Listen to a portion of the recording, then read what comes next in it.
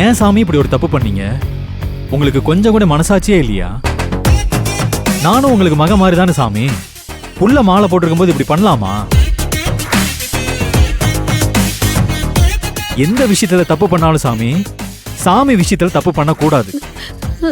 அது வீட்ல இருக்கிற யாருக்கும் நல்லது இல்ல சாமி.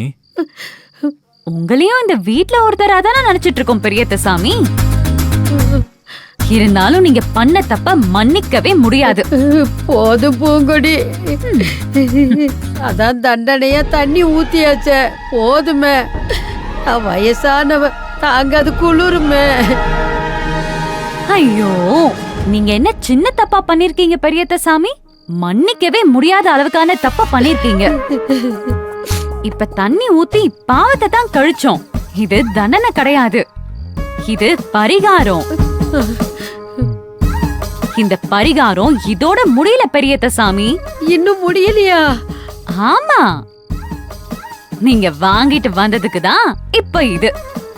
ஏற்கனவே சாப்பிட்டு உள்ள வந்தீங்கல்ல, அதுக்கு பரிகாரம் பண்ண வேண்டாமா?